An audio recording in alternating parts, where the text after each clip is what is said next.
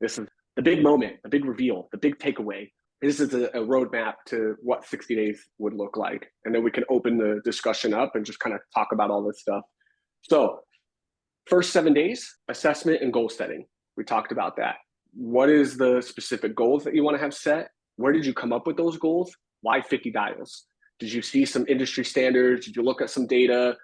Why 50? Why 75? Why 100? Right? Those will be different depending on if you're SMB, mid-market, or enterprise. Those goals they should not be the same. They should look different. Equip the team with scripts, targets. Like Brian said, maybe pull some buyer intent data out, give them the list first, really make sure it's validated, cleaned up. To an extent, yes, the SDR has to do that. They can go through it, but don't just rip a list off of Zoom Info or Seamless or something and then just say, hey, go have at it. Nobody wants to do that. You wouldn't want to do that. And it's not going to lead to a lot of points on the board. And it's just going to be them doing data hygiene. And then what's your baseline to progress, right? Put out like some Excel sheets, kind of figure out what they're doing, what their dial to connect ratio looks like from week 1 all the way to week 60. And you obviously want those numbers to be getting better. So have an individual plan with everybody and then be able to, benchmark and coach to that, which leads into stage 2. So then after you get that first week done, now we're going to start enabling and training them to get ready for the phone. So again, essential, getting them the tools. What are you going to use? It is very different to manual dial and expect 50 dials from an SDR versus a parallel dialer function where they might be able to hit 100 to 200 in an hour session, right? So again, enable them, make sure what are you trying to have them do and giving them the tools to do so. Practical training, like Brian said, maybe get a Friday camp going, get some power blocks on there, power blitzes every, Tuesday and Thursday for 2 hours. We're going to get in as a team. We're going to make the dials together. We're going to collaborate together. And then role playing, right? Figure out how that's going to look. Don't do it to where it's cheesy or they're just going through the motions. Bring some of the common objections you've now heard in their like first or 2 weeks and role play those out just time and time again until they feel super comfortable addressing those things and figuring out their rhythm to the phone call. From there, we're now going to enter some gamification. Now they've got their bearings. Now they feel pretty good about what they got going on. They're enabled. They get it.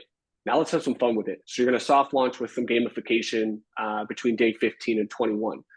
What is the manageable number of calls per rep now? What are the competitions and awards that you're going to give out? And then collect feedback as you're going through it. What are they seeing, right? This is where you can bring in the bingo cards, the power block competition with them, and see kind of how that gamification kind of piques their interest and gets them more excited. And then the backside of this on day 22, 20 through 28, you're starting to get some data now. Now you're able to analyze it, start refining the approaches, maybe increase call targets, maybe fluctuate them and be like, I thought it was 75 dials a day, but no one on the team seems to be hitting this no matter what. Like, is it really that aggressive for us to have it that high?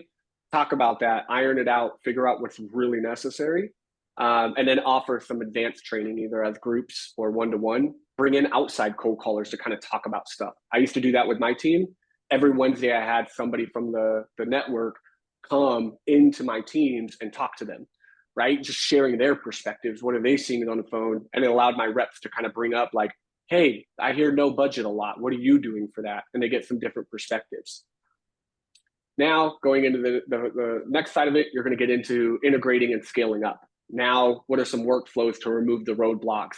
What are the filters that they're kind of getting and stumbling onto? Is there anything that's slowing them down from hitting the activities? And how can I fix that? And then look at your conversion rates now. Now start kind of digging even deeper to that next level of data to see where you need to improve. Then 36 through 42, building and reward culture. We tried the gamification a little bit. Now we're going to go a little bit more aggressive.